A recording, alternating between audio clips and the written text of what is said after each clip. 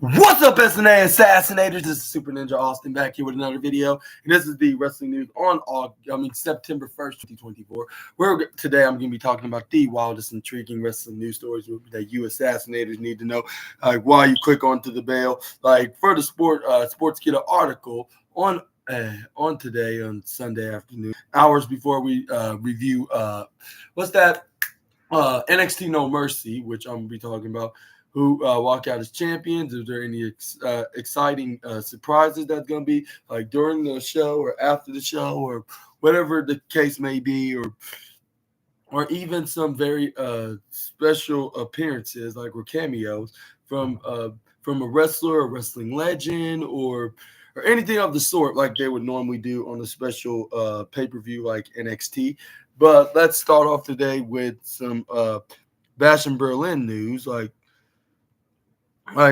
with 2024 with the ratings, with the star ratings from every match, and here we're going to be talking about, while not the most dynamic one not the most dynamic one of this year, but Bash in Berlin was yet another successful WWE Premium Live event, which it was for sure. I gave a very rare 5-star review on that. Make sure to check out my review video on the other video that I made yesterday. But anyways, and another successful Premium Live event yesterday. With this year been excellent for big shows, the promotion. The action was great throughout the show, with all 5 matches delivering. We got technical classics, huge title matches, and violent brawls. Bash in Berlin was made even better thanks to the passionate German fans who didn't slow down throughout the night. And I forgot to point that out, but yeah, that's the one more thing we noticed, that. Yeah, they were not slowing down. They were overblowing the American fans, when it comes to Premium Live events. They put them to shame, when it comes to that comparison, of course. But let's continue. And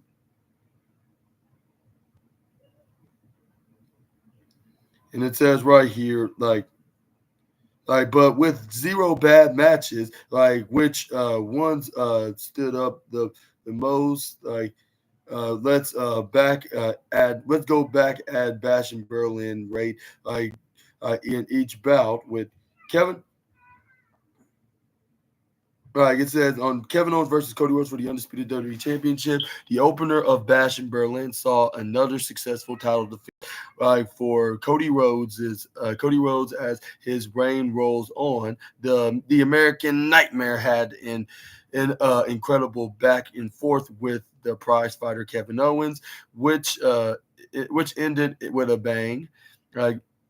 Two started as friends before things quickly devolved in action. And yeah, I would talk about it from start to finish, but it got a 1.5 star. It got half, this rating got 4.5 stars. Despite the two becoming friends again after this match, it was fantastic.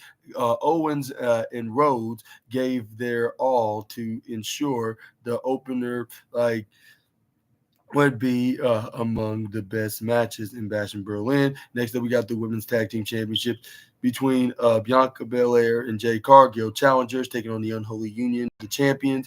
While it took place after the incredible Cody Rhodes versus Kevin Owens, Cody Rhodes versus Kevin Owens opener, the women had a solid showing of their own. Jade Cargill did great at Bash in Berlin. She and Bianca Belair regained the Women's Tag Team Championships, and the powerhouse duo weathered the the early storm, like from Alba Fire and Isla Dawn, like their heel work helped build to the comeback, like as Belair and Cargill took over and showed their yeah. I ain't trying to interrupt you. Do you have any AAA batteries? Um, I don't know if I do. I wish I did. I wish I knew where it was though. I got lucky and found the four. I did just fine. But cause this little I'm call I'm gonna here, have to look if I have some as soon as I get done. that's fine. I'm sorry. I'm trying to interrupt. You're not interrupting. No, you good. Yeah, but I say, see, you listen to me. Look where you at now. Mm-hmm. But anyway, I'm over. I do what I can do, but Okay. I don't No, know. no. If you don't have any, like I'll try to see if I have some. I know I definitely have some doubles, but I need to see if triples ASAP. Plus, I gotta go to them. I got a trash bag and what's it called? Mm-hmm. Trash bags, paper towels, and plates. Right. Cause there ain't none here. Exactly. That's what it's some necessities. But anyways, we Assassinators. You got the comeback as Belair and Cargill took over and showed their dominance, their dominance. Like the Storm get get the win for herself and in the EST of WWE. With to set to embarked in their second tag team reign. Like this, like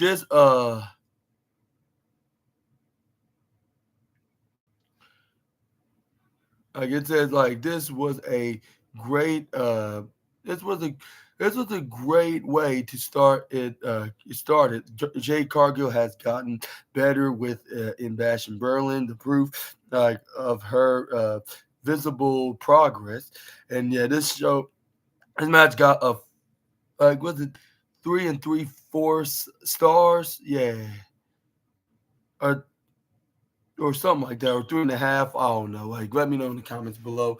But it says right here, Drew McIntyre versus CM Punk strap match. The action start before the bell even be as Drew McIntyre assaulted CM Punk during the entrance. Like the two brawled around the ring like until the match began properly. Things got violent pretty much off the bat, like as Punk hit in early GTS on Drew McIntyre. However, he didn't even try to touch the corners.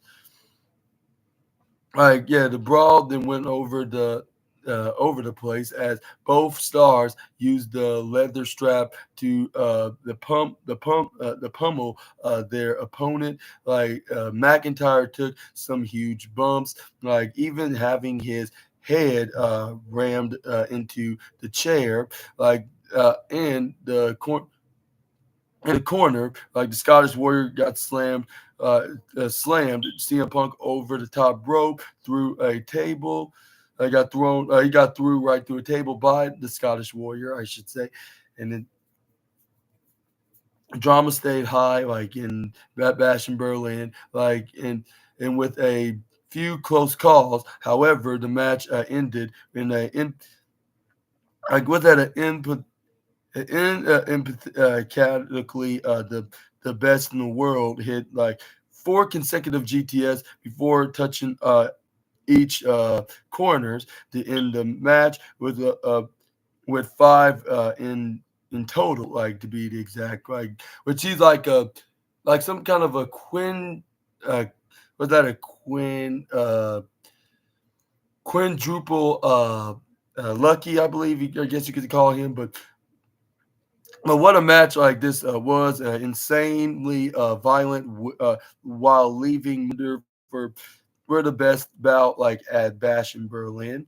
And then it had what says like 4.5 stars, which this was totally the best. Like that's why I got the second place match of the night on my review video. But but number four, we got the Judgment Days, Judgment Days, Dirty Dominic Mysterio and Liv Morgan taking on the Terror Twins of Rhea Ripley and Damian Priest. Like, and yeah, Rhea Ripley and and Damian Priest were insanely over at Bash in Berlin as they took on new WWE's newest couple, the newest couple, yeah, the newest couple. Like the Terror Twins got some fun of offense in until Dirty Dominic Mysterio and Liv Morgan used their heelish ways to gain the advantage.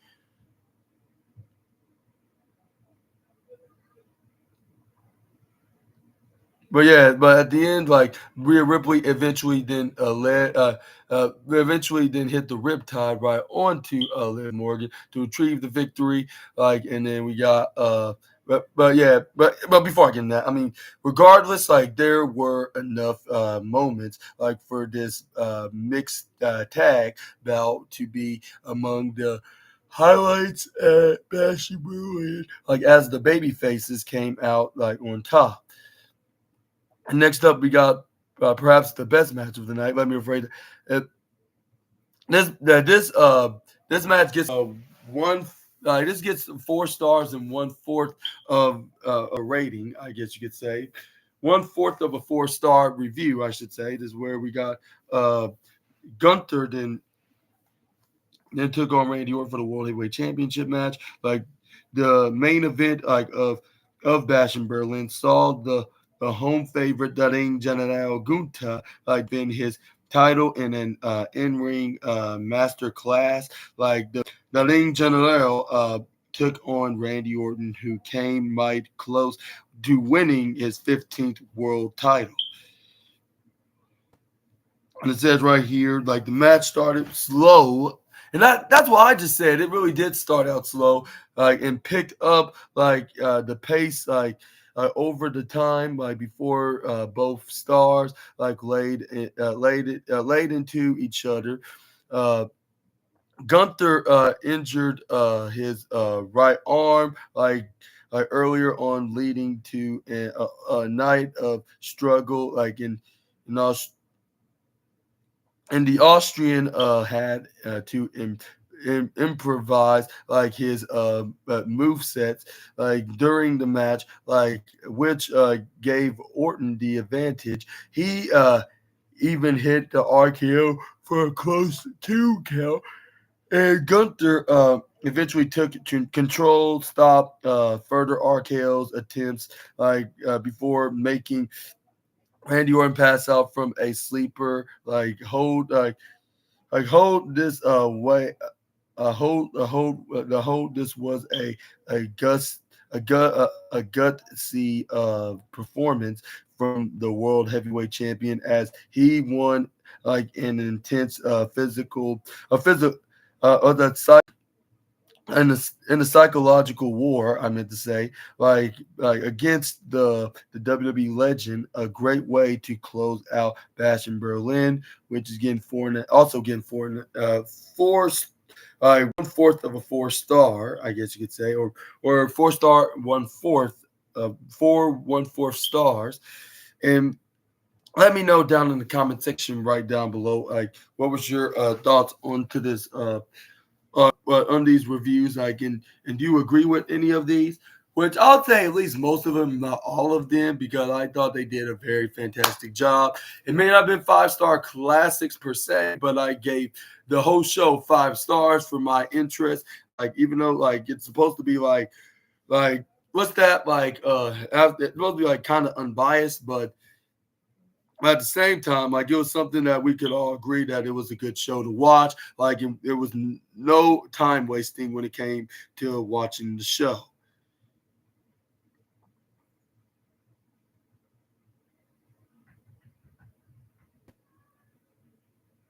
And next up, we got some Tiffany Stratton news up next, and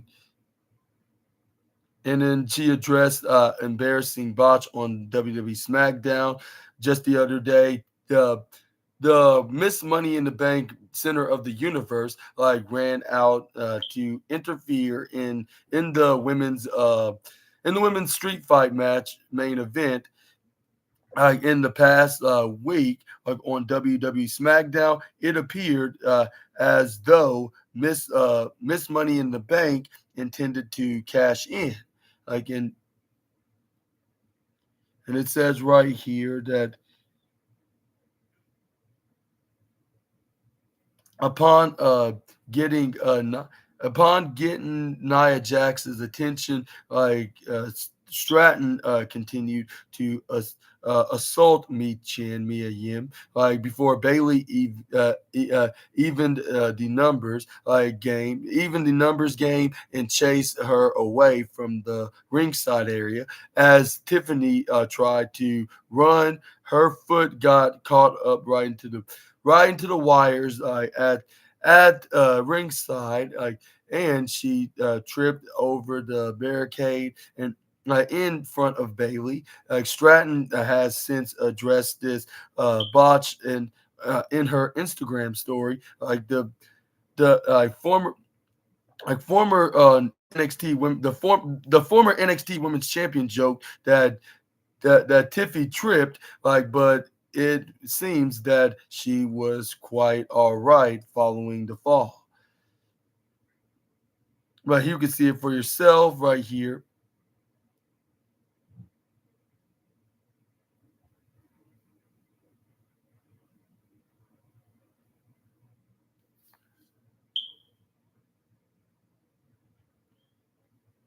And her new her yeah, with her falling right over when she got thrown over the barricade in the timekeepers area.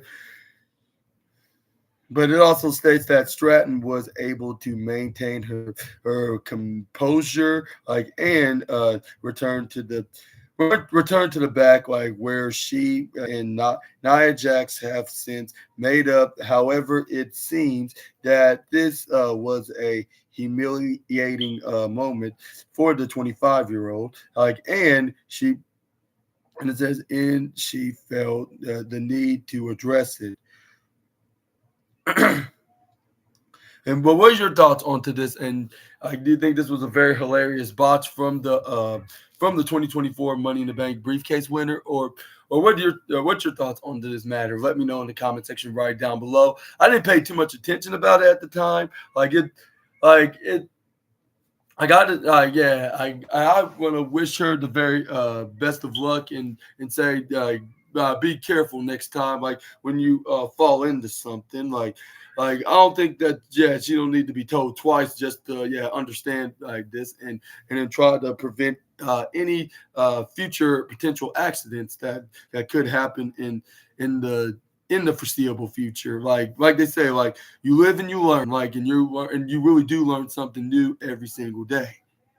Whether if it's a lesson, whether if it's whether it's a lesson about being caution, or something that's educational, whether if it's something that's in life in general, yeah, you get the point. But next up, we got more to talk about. Tiffany Stratton, with who will miss Money in the Bank, cash in her contract on WWE SmackDown, with the center of the universe is currently close friends with the current WWE Women's Champion Nia Jax on SmackDown, which appears to be her chances of cashing in. Technically, Stratton doesn't have to cash in on a SmackDown star if she waits until a premium live event. Then there could be the option of cashing in on whoever holds the women's world championship. Whoever such a move would then force her to the move over to WWE Raw, and Stratton could speak to Raw GM Adam Pearce in the same way that Randy Orton recently did, and ask about a move over to the Raw brand. So that's that she can cash in on Morgan, and remain friends with Nia Jax. It could be argued that she may have a better chance of cashing in successfully on Liv Morgan, but the title could change hands to two. With Rhea Ripley is likely to get her rematch against the yeah, against the champion soon, like with the contest, like possibly being at Bad Blood. Like it bears watching like what this Money in the Bank will do with her contract and who she will finally decide to cash in on. And do you think that might happen? We could see a move on Raw.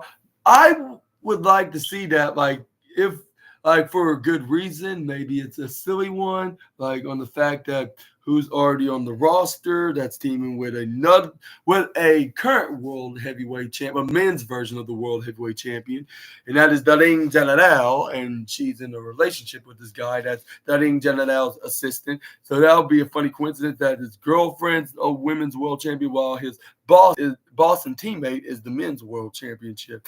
That'll be, I guess, like a double blessing to see his two besties, I guess you could call them, like getting opportunities in the main event scene.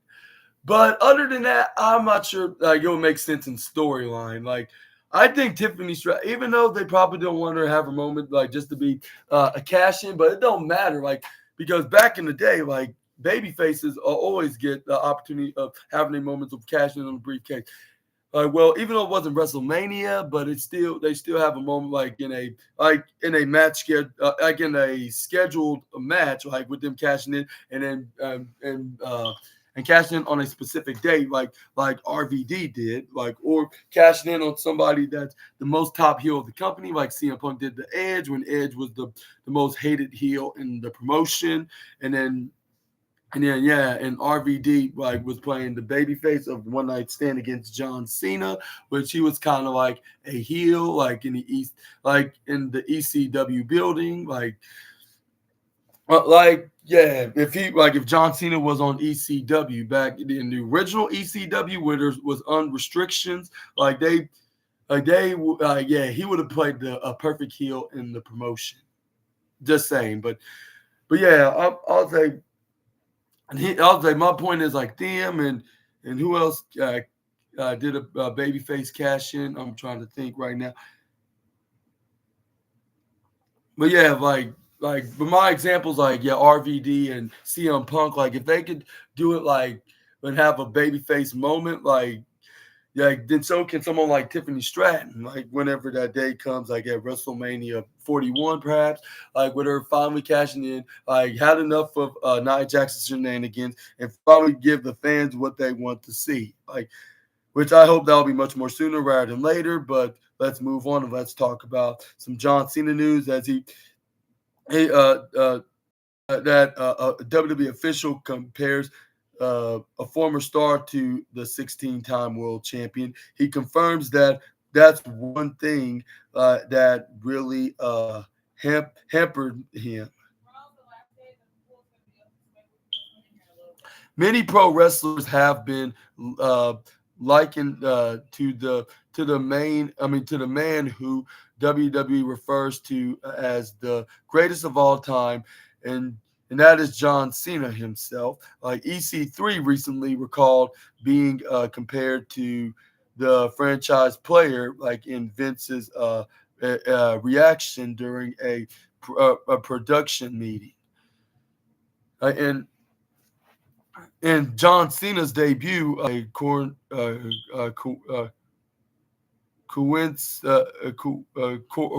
cord- coincided like the beginning of the ruthless aggression era, and after like a met a met a met a met a meteor a metro a meteoric rise, he became WWE's main event player for more than a decade, while WWE has produced like multiple talents like who turned like into big draws like since then. Like the promotion might not have found an outright her to Cena. EC3, who had multiple stints in the WWE, revealed that he had qualities similar to those of Cena, like during his NXT stint. While speaking to the Wrestling Outlaws, the Ethan Carter III, like, stated that he was told about the comparisons, like, to the wrestler turned actor, to which Vince McMahon had a rather predictable response. And and Carter also believed that people in WWE drawing parallels, like, between him and Cena, like, hindered his rise. The former WWE star recalled, even I had John Cena comparisons, like, when I was coming up from NXT.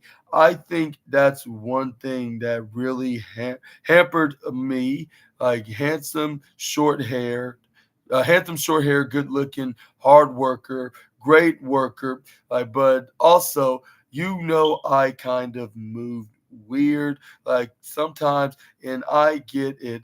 Like, so I had those comparisons, and I remember in a production meeting, I was being told, yeah, like, someone compared me to Cena, and Vince went, nobody is going to be John Cena, nobody. And I'm not sure that was a perfect impression of the former chairman, but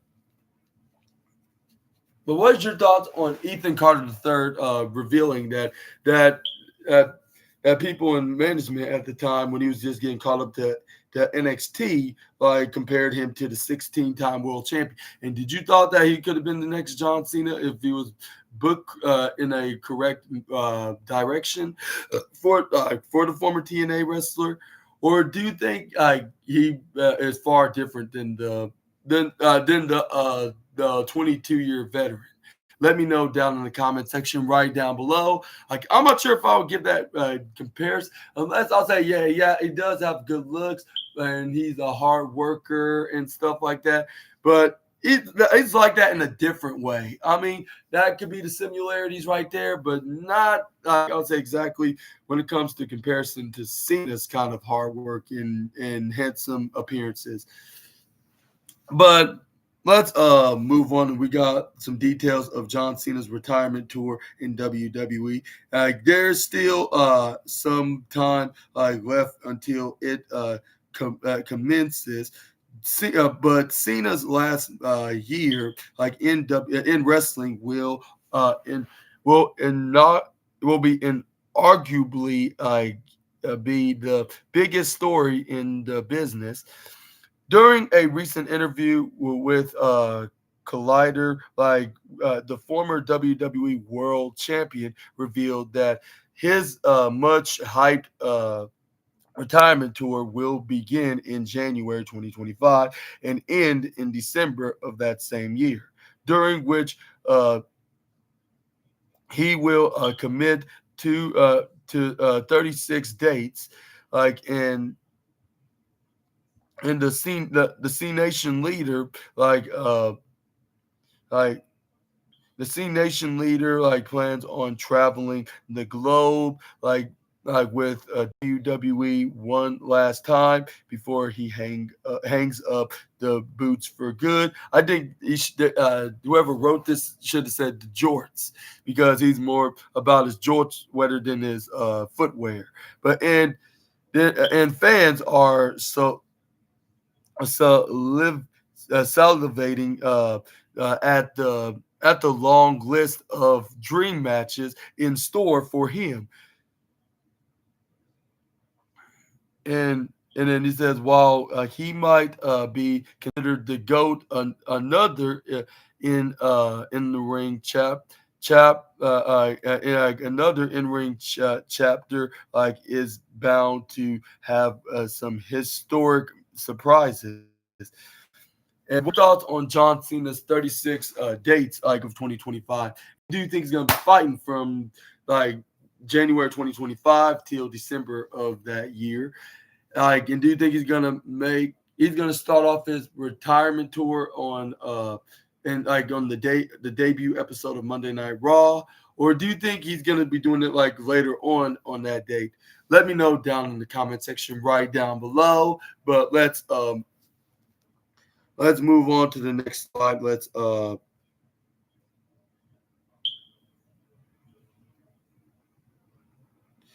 But yeah, I hope he has a very phenomenal run as like in his final run in WWE. Like either way, like because John Cena had such a fantastic career, and then yeah, and I'm so glad to watch him as a fan for the last like almost 20 years, like if not already, like ever since when he won I'll say I probably watched him since he won the United States Championship from the Big Show. Yeah, I was very little. Like I was probably younger than my nephew. He's only like 4 years old. Like I remember watching that. Like I remember watching that event back in 2004, which that was like 20 years ago. Oh, well, I'll say like the highlights, of course, yeah, of that because my brother was much more of a big fan of of WWE at that time, and I just like followed soon right after him of watching the very cool moments in the wrestling matches like from the likes of Cena. And yeah, it's not going to be the same with him retiring. It's just it'll be very strange, like to not see him like after 2025, like of him hanging up the George for good. Like, and I just cannot see that happen anytime soon. I could just see him wrestling at least for another decade, like how Randy Orton done like back in 2000. I mean, like he re-signed his new deal. He said he's gonna be doing this for another decade. That's good news. Like he's gonna be facing like the current generation's talent and the past generation that still wants to stay in the company just like him for another decade, like for many more years to come, and even the new generations, like whoever's going to be coming next in the 2020 era and the 2030 era. But yeah, we're gonna move on to a massive WWE star is legitimately frustrated following Roman Reigns' return, like claims veteran. Like Roman Reigns' return to WWE after nearly 4 months of absence. Uh, at SummerSlam, a wrestling veteran now believes a massive superstar must be legitimately frustrated by his booking, following the original Tribal Chief's comeback. The superstar in question is none other than the American Nightmare, Cody Rhodes, on the Behind the Turnbuckle podcast. In wrestling veteran, this guy, Jonathan Coachman, and former WWE employee, Tommy Carlucci, discussed Rhodes' current status, in the Stanford-based company. Like they agreed that the American Nightmare has been put on the back burner since his victory over Reigns at WrestleMania, with the company giving more focus to the bloodline storyline. Colucci even claimed that former AEW star has seemingly uh, become irrelevant. Meanwhile, Coachman pointed out that SmackDown has been all about the bloodline since Roman Reigns' return, criticizing how the company had Rhodes asked Kevin Owens to challenge him at Bash in Berlin. The former interim Raw general manager predicted that things are not going smoothly behind the scenes. And he explains behind the scenes, if I was betting, if I was a betting man, Tommy, I would bet the things are not as as kosher as they should be, because now with Roman back, Paul back, it's all about the bloodline. So to your point, which I agree with, if Randy Orton can go show to show, why can't Rhodes go show to show? And that's the one thing I would agree on from the former interim Raw GM. Like, yeah, like why you couldn't do that? I'll say I have to agree on that one, even though recently I have not been agreeing with the former WWE personality, but he has a point on this one. Like they make it like it does kind of seem Cody Rhodes has been getting a little irrelevant, like when it comes to being on the SmackDown roster. And maybe it would have been a little bit beneficial of giving the guy an opportunity for a title from Raw. Like if they can find anybody from SmackDown, which they could have found somebody like that could be a very threatening challenger. I mean, don't get me wrong, Kevin Owens did a pretty good job in his own way, but they made it like with Kevin Owens being the number one contender with Cody Rhodes begging him to be his next challenger. Like even though he didn't really beg him, it's just that the way they executed on that. Like if they are gonna put Kevin Owens, they should have him be in the number one contenders match at least, and then maybe they couldn't find anything that's in the storyline. But don't get me wrong, like I enjoyed it myself, but yeah, maybe they did it a little bit sloppy, but other than that, it still was pretty interesting.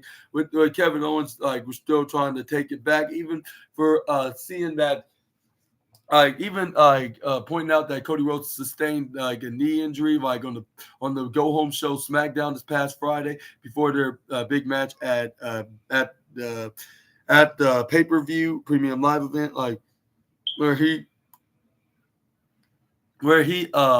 what's that pile that he nearly took advantage of it, but he kind of stopped himself because he didn't want to be that kind of a champion that won in a dishonest manner. You don't do it like when Cody Rhodes at his 100% best, but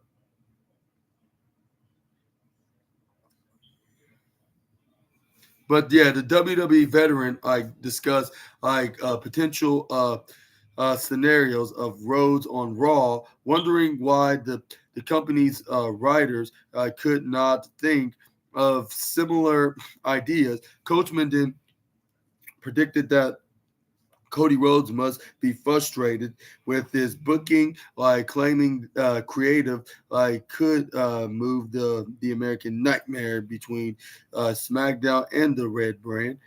And he added, if you're Cody Rhodes, like who we love, like I would be incredibly frustrated at this point. He's making the millions, like, and he deserved he's deservedly so like, but now like we know that Roman Reigns calls the shots, and this wouldn't be happening if Roman Reigns walked in. Would it and said like, hey guys, like don't forget about that guy. That's not happening. Instead, I've got 6 or 7 guys that we can make great television for an extended period of time, and this was what I was worried about. That's why you move him over. Like you don't have the two titles like on 2 different shows, and you say like, hey, like you know like what like you know what like for the next 4 weeks like you're gonna be on Raw guy, and then you're gonna be a Raw guy. And then when it makes sense, like let's move you back to SmackDown. And do you agree with the former Raw GM? Like do you do you think that they should have moved them to Raw for the last 4 weeks, like they did with Randy Orton when he challenged Dunning Janelle Gunther for his title? Let me know in the comment section right down below. But then again, like Jonathan Coachman has been a little too dramatic as of late, so I wouldn't entirely agree with everything he's saying, and especially with him saying Cody Rhodes must be frustrated, maybe a little bit, but not in the way that of jealousy, like with Roman Reigns getting all the attention. He'll understand, like, yeah, that is all part of the storyline, and like, and there's no like intentions. I mean, no tensions or no anger that really much of frustration, if not any. Like yeah, he'll be like, but like just don't listen to the people just because they have opinions. Like that's that's like opinions is one thing, but don't believe them just because they say it. Like they're just predicting how it would be like on like what probably is like back what's that back what's like backstage, like what it might be like for a guy that's no longer the in SmackDown storyline. But but yeah, again, yeah, don't listen to everything he said. He even criticized a certain wrestler from the other promotion that used to wrestle for WWE, which I'm not going to get into right now. So, but yeah, like he's but yeah, he's yeah. Sometimes he can just say stuff that he's. I'm probably sure that he probably don't understand what is he even talking about. Just saying, not trying to dog on the coach, but just saying like so. I wouldn't just assume like he's telling the truth and. I'm not telling the truth. I mean, not telling the truth, but like, what am I telling? Yeah, he's telling some accurate stuff about what's going on behind the curtain, like after the shows. Like I think if it's anything, I would say like Cody Rhodes like might be frustrated on his side of not getting no attention as the world champion, rather than him. He probably kind of ticked off like, and you cannot really blame the American Nightmare in that, but he's like, but like he like on his side like of being world the WWE champion and his storylines, I should say, like on how he's booked as a champion, rather than worrying about what other wrestlers are doing that he move on from, like in trying to find somebody that's more of that's the next what's that the next threat, I guess you could say. And when it comes to the challenger like of that selection of who's going to be challenging next for the undisputed WWE championship. And he's probably frustrated about Kevin with him asking Kevin Owens for a shot rather than being like some kind of a other reason why Kevin Owens should be his next challenger.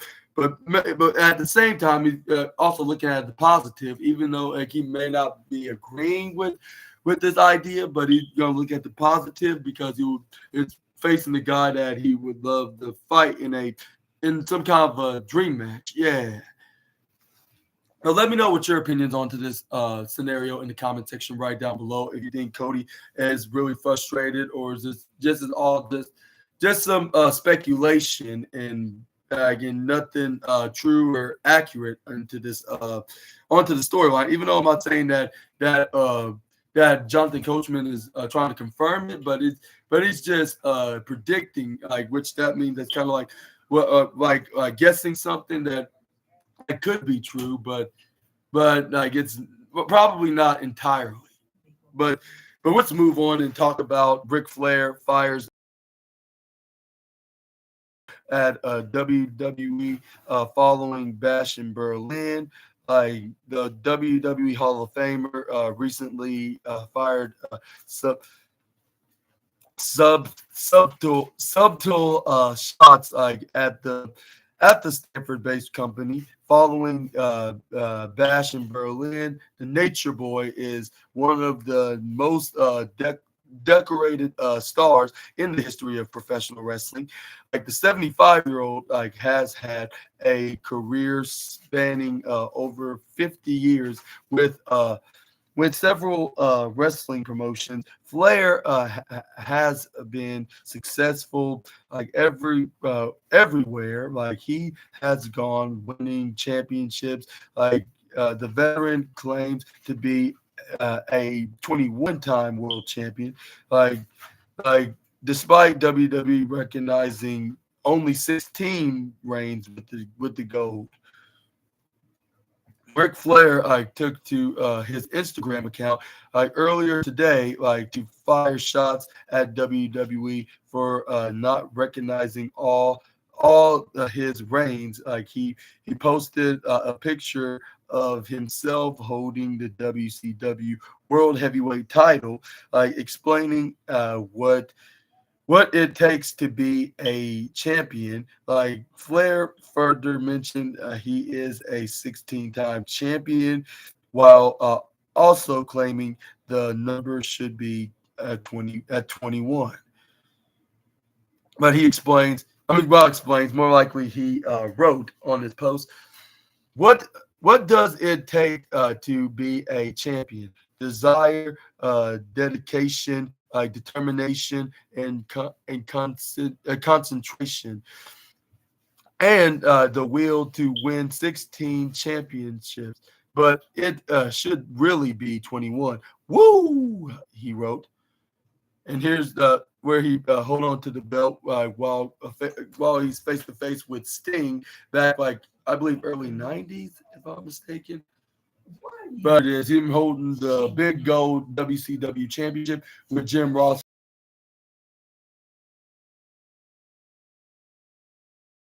What is your reaction to the Nature Boys revelation onto his post at following the WWE Bash in Berlin Premium Live event? Do you think he really is 21 times? Do you think he has the 21 championship reigns in his career? And it is, I'll say, 50-year career in professional wrestling, or do you think he's kind of exaggerating? It's near 16 or maybe almost 20. Let me know down in the comment section right down below. But I'll say WWE's eyes, it's 16. I don't know why, because he only had a couple, if not a few, reigns in WWE's World Championships, while he won most of the majority of his belts in places like the National Wrestling Alliance and WCW. That's where he won his most majorities from. But he only held the WWE titles about a couple of times. He did not held them much. I can understand the WCW reigns, but what about the NWA, that reign? I'm just kind of confused. I need to start doing my wrestling research to understand what actually makes logical sense on how many reigns that Ric Flair actually held. That's kind of confusing. Let's hope he's not exaggerating. A fellow legendary wrestler, that's about his age, but maybe younger. But let's move on to the next slide. Let's talk about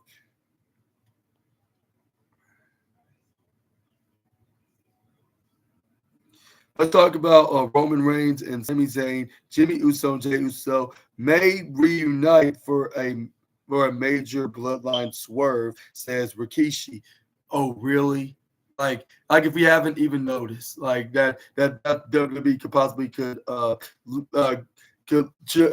lean in forward to, but fans have been clamoring for a reunion of Roman Reigns' OG bloodline. Ever since Solo Sikoa formed a sub faction within the family, WWE Hall of Famer Rikishi recently discussed a possible end game for the long running bloodline saga, the Solo Sikoa led bloodline has been wrecking havoc on the Blue brand for several months.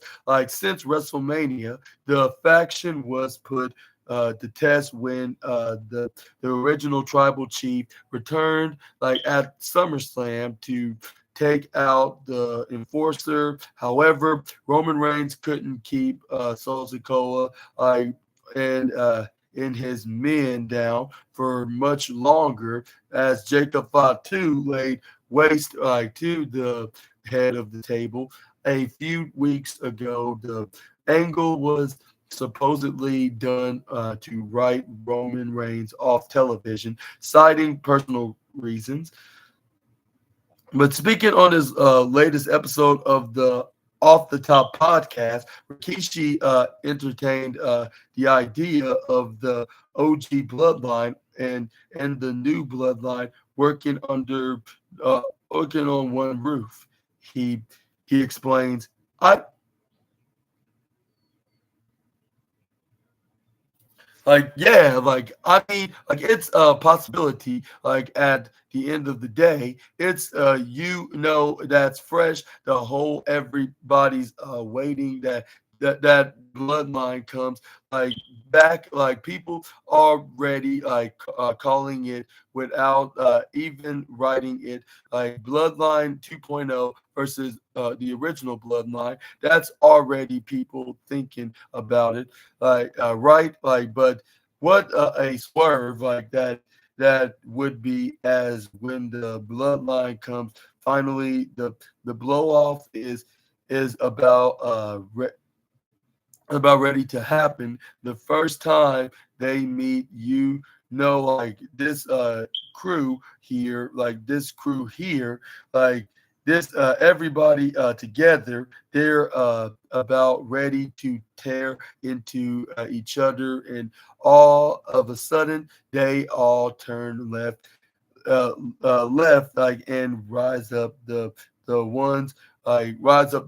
And do you think that could happen? Do you think that that uh, that we could see a face-to-face confrontation with the original bloodline against the new bloodline? Let me know down in the comment section right down below. Do you think that's going to be happening during on the road to Survivor Series, or do you think it'll be happening much more sooner? And who would win this faction versus faction feud between Solo Sikoa's led version of the Bloodline against the OGB that's led by Roman Reigns? Let me know in the comments down below. And speaking of the OTC, what's next for him? That there's no word no word yet, like on how long Roman Reigns will be off television. Like he was previously advertised for the September 13th episode of SmackDown. However, like he has since been removed from the advertising, suggesting fans may have to wait a little longer to see the original tribal chief back on SmackDown.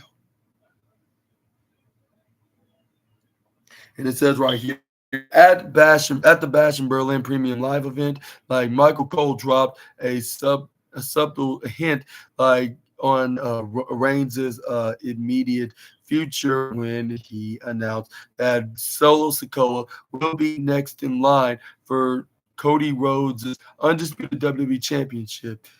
This all but confirmed that the that the new tribal chief won't be coming back anytime. I mean, new the red like this all but confirms the original tribal chief won't be back coming anytime soon. And what's your thoughts onto this? Do you think Solo's going to be indeed the next challenger after successfully retaining his title against Kevin Owens, or do you think that Cody Rhodes is going to go have a better challenger in mind to the challenge for the undisputed championship for his undisputed championship? And do you think that could be like another fellow best friend, perhaps, that had an opportunity for a certain heavyweight champion, but he came up short, but it was on the other brand on Raw? Or it could be somebody else entirely different. Let me know in the comments down below. But yeah, and when do you think Roman Reigns is going to be out of action? He's going to be gone for a little while, or do you think he's going to be out until Bad Blood, which that's like a month from now? And do you think he's going to finally he's going to come back and he's going to do you think he's going to come back and he's going to help Cody retain yet again, or is it going to happen at SummerSlam, but like one of the episodes of SmackDown, with maybe on the debut show SmackDown, maybe we could see Cody Rhodes versus Solo Sikoa could have another WWE Championship encounter at that show. But the only difference is like Solo Sikoa will not be walking out as champion, even though he might win. But with the return of Roman Reigns attacking him and causing a disqualification, even though some might say that it's going to bury Cody Rhodes, no, I don't think it really will. It just keeps him strong, and he can move on and go to have another challenger, perhaps against his longtime best friend and mentor Randy Orton could be a best option. But we're just gonna have to wait and see about that. But yeah, that could be a perfect option onto this matter. But let me know in the comment section right down below on that though. But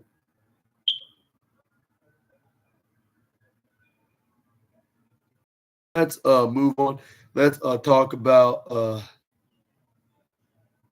Cody Rhodes' decision like infuriated former WWE name questions Triple H's creative direction, horrible writing. A former WWE personality is not happy with Cody Rhodes' recent storyline. Like after completing his story, Vince Russo is not particularly fond of the current creative direction of the company under Triple H. Like speaking on the rewind recap, like relive. Russo pointed out that there has been like no story for Rhodes like since he finished his story like at WrestleMania 40. The former WWE head writer is not a fan of how Rhodes has been booked since becoming the undisputed WWE champion. Russo also went off on the creative process in the company, like right now, like calling Rhodes' feud with Kevin Owens as horrible writing. He even thought that there were not enough compelling stories to attract viewers on both Raw and SmackDown, and he points out the whole thing with Cody Rhodes, like I got to finish my story. That's a storyline. Like I gotta finish the story. Like that's a storyline. Like so, what happened, bro? What happened, bro? Like you finished the story, and the minute you finish the story, they don't have opponents for you. So now you've got to give out title matches to your friends. That's a story, bro. No, bro. That is horrible. Horrible writing by wrestlers who don't know how to write. That's what it is.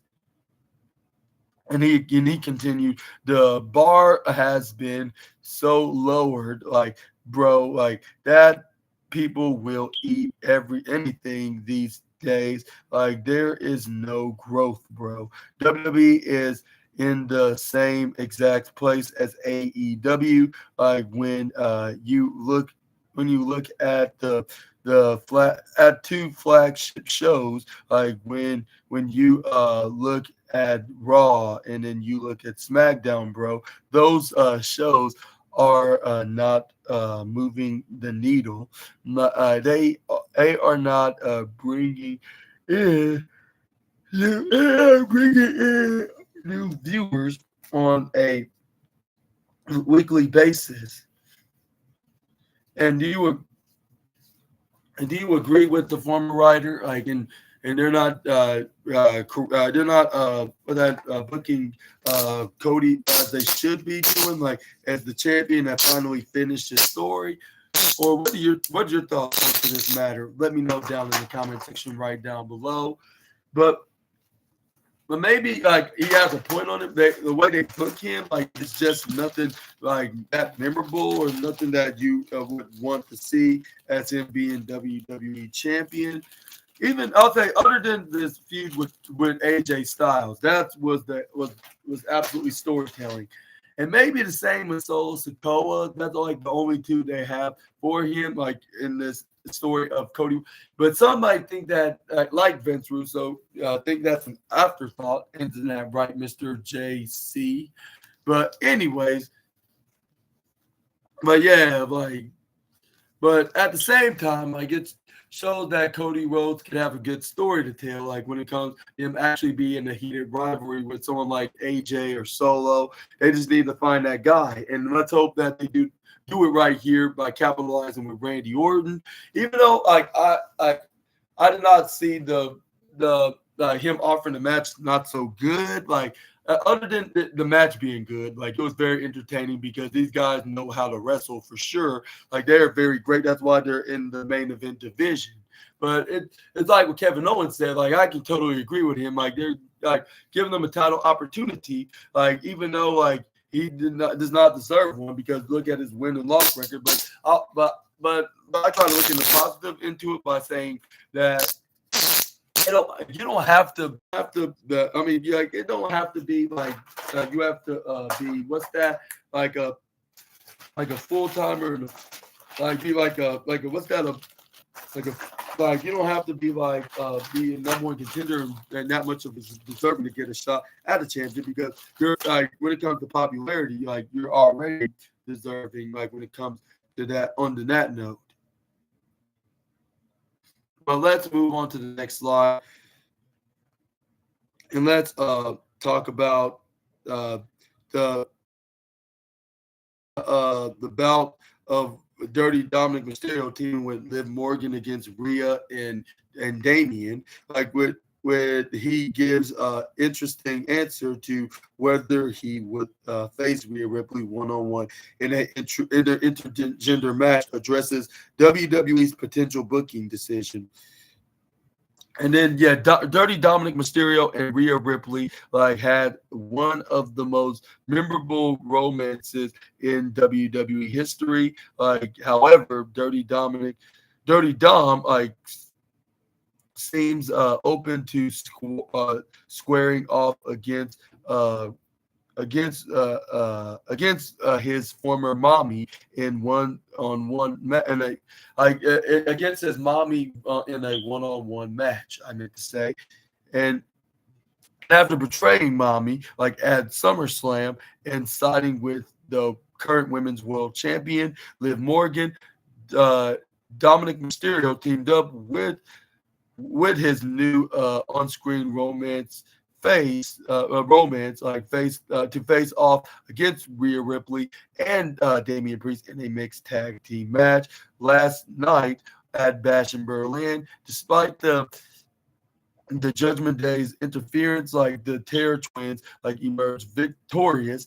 Like the match also the match also saw Ripley getting her hands on Dominic like a few times, like and in an interview on with the and then and on the and then in the interview with Gorilla Position, like NXT North American Champion addressed potentially going head to head against the Eradicator, although he pointed out that the company would not book it. Dirty Dom revealed that he would open to doing it. So, and he replied, "I don't think they'd book it, but I don't think they'd book it, but I'm here for it. Like you, would you do it? Like while asked by the host of the podcast, Dominic then answered, "Yeah, I mean, let's just leave it at that. Leave it at that." He while replying, and Dirty Dominic Mysterio then took a shot at another top WWE star in that same interview. While speaking on the same interview with Gorilla Position, this is where Dirty Dominic Mysterio took a shot at CM Punk upon his arrival to the interview. The former NXT North American champion threw away a CM Punk cap like that was on set. Like when asked if he has a problem with the former WWE champion, the 27-year-old Judgment Day member confirmed that he does, and he instantly answered, I have you got a I mean, while the host asked, like, have you got a problem with CM Punk? Like, and yeah, he immediately replied, like, I mean, who doesn't have a problem with CM Punk? And yeah, Punk and Dominic squared off twice, like squared off twice in December 2023 at WWE live events. Like the two matches ended like in victory for the best in the world. It would be interesting to see if they will cross paths again in the future. I think they sure will. On one of the reasons because like they're both on the same brand on Raw, especially if that's gonna be. I'm not sure if it should be a throwaway match though, because CM Punk is all about wrestling on like pay-per-view premium live event matches. But don't get me wrong, I think they probably would have a match, like especially if they move to Netflix, and they'll be more likely like a pay-per-view worthy kind of match. Like it could like in the main event slot, like with especially with them having history with one another, especially with Punk having beef with his father like about 15 years ago, but that's probably not the reason why he's fighting him, because he's agreeing with everybody else, including a certain Scottish psychopath, of having some grievances with the Chicago made wrestler. But yeah, we're just gonna have but again, yeah, we're just gonna have to wait and see if we're gonna have if we're gonna be having a match much more sooner rather than much later. But let me know in the comments below when you think that might be. Where yeah, that would be very interesting to hear. Like when and do you like and who do you like to see win that match? Do you think it will be Punk or Dirty Dominic? And what's your thoughts on Dirty Dominic Mysterio?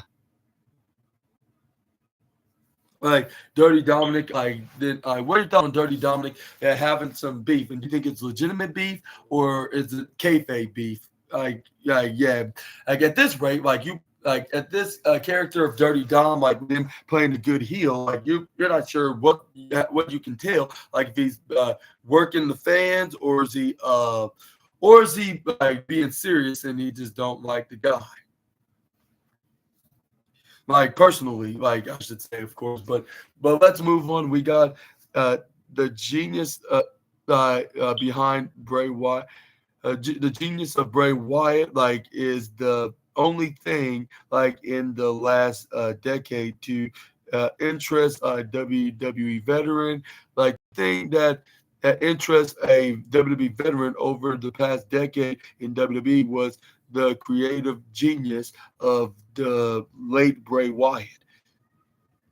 And that former WWE veteran is none other than Vince Russo admitted that he was in was enamored in a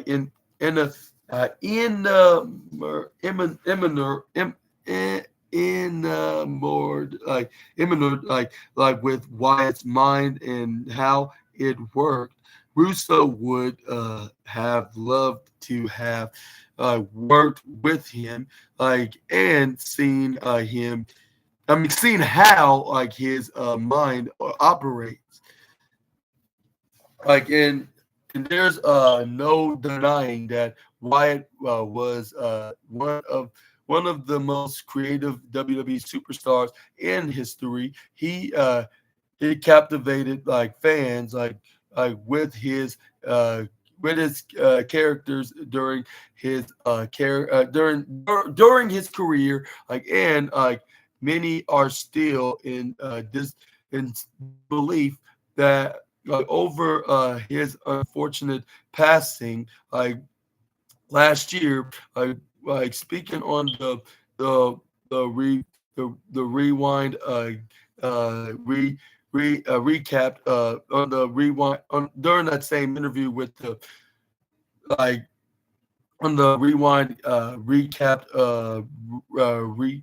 relive podcast, the former WWE head writer admitted that the Eater of Worlds was the only interesting character and storyline of the last 10 years.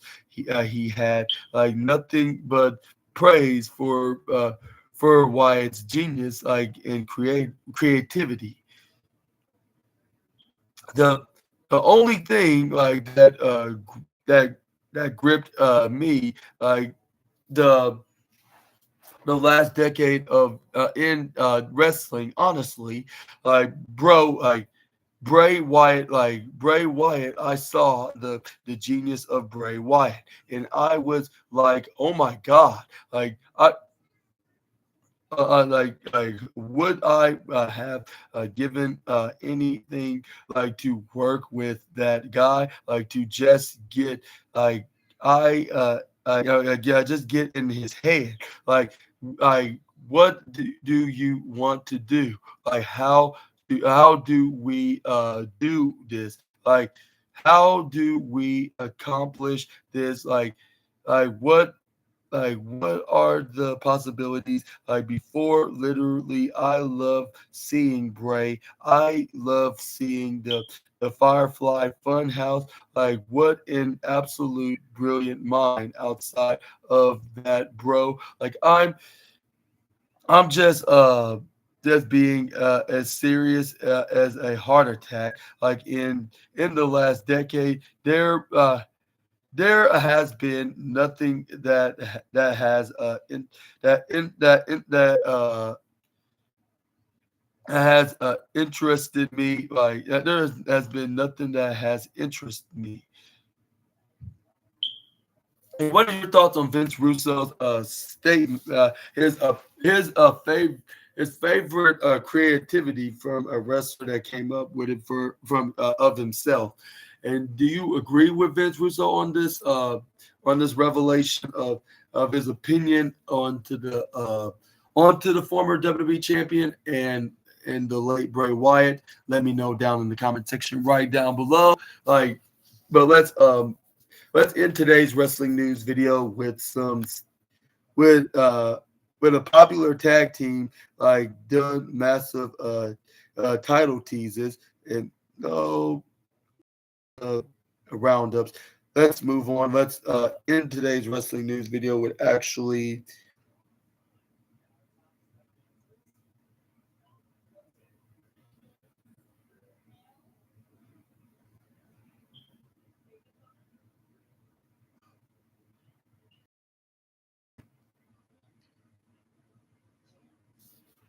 I'll say Uncle Howdy, yeah, keeping Bray Wyatt's spirit in memory alive on WWE Raw, despite the passing of Bray Wyatt. His real life brother Taylor Rotunda, better known as Bo Dallas, is keeping his memory alive. Dallas is portraying the Uncle Howdy character of the Wyatt Six. They've been terrorizing WWE Raw and have focused on Chad Gable. Howdy recently paid tribute to Wyatt during his debut match against Gable. He brought back the iconic dancing taunt what's that commonly used when an uh when an opponent was knocked out, he always uh used the Sister Abigail finisher like right, to pick up the victory over the American-made leader. Like it it will be interesting to see what's next for Uncle Howdy, like and the Wyatt Six after seemingly ending their feud with Chad Gable and American Made. Like there have been been teases about potential targets, like so fans will have to tune in like regularly to know more. And do you think that they move on from the American made, or do you think they're still in the program with them? I think they're not done with them quite yet until every single member fights, every single member of the Wyatt Six fight, every single member of the American made, including Nikki Cross and Ivy now have their potential match, and then we can see a multi-man. A multi-person mixed tag match, like to end the feud. That's when I think they're going to end the feud. And when they do, if or win, I should say, I'm not sure if it's going to be a win because WWE might just end the feud right here, but that's kind of canceling it when they're still in the middle of being in a heated rivalry with Chad Gable and his crew. Like if they did so, like if that's the case of this scenario, of course, but down in the comment section below if you think it is or do you think that they're still in a rivalry and it's far from being done right here onto the storyline. And also let me know like what's your thoughts on this on this Wyatt Six what's your thoughts on this Wyatt Six faction and who's going to be their next target after they're done with the American Made? Do you think they're going to go after someone like the Final Testament or the Judgment Day, or what other heel faction they're going to go after on the Red brand? I'm gonna let you guys to decide in the comments. But yeah, that's the end of today's wrestling news video for you all today. And which one was your favorite? If I pick one, I would have to give it to the ratings like of Bash and Berlin because they did some very high numbers with everybody watching and being entertained. They had so many matches from the beginning to the end, from Cody Rhodes versus Kevin Owens versus Gunther versus Randy Orton. Like, yeah, they couldn't have done it any better than this. Like, I gotta admit, like even for the build being a little sloppy, I'll say, well, at least on Cody versus Kevin, but other than that, they did not disappoint. Like I totally thought they did a very perfect job onto this. Like it looked like there was nothing wrong with it, like of any sort in any way. But let me know down in the comment section right down below. And I hope you enjoyed the video. And if so, please make sure to hit the big thumbs up button, consider hit the subscribe and the post notification bell for more wrestling news stories. And make sure to check out my NXT No Mercy review video, which that's like hours from now. Which yeah, make sure to click on the click on the what's that the on the make sure to click on the what's that the click on the video like once it's live or when it's already the video's been made, like it's already been taped, like in time to watch when you're ready to watch it. Like, so yeah, watch it there. And also, yeah, to subscribe on this channel, not on Super Ninja Austin 213 because I'm not using that channel anymore.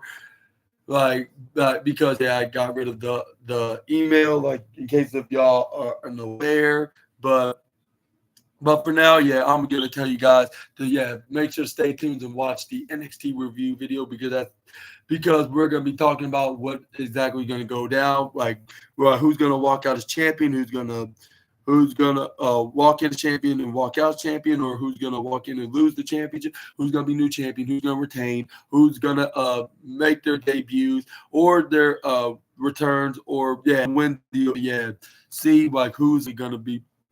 Like who's exactly going to win, who's going to have to take the L, and who might debut on NXT for what championship. We're just going to talk about all about that. But I'm going to let you guys go right here and wish you guys a happily and fun and safe Sunday afternoon. I'll see you guys on the next video with some more SNA content. Until we meet again, Super Ninja Austin out of here.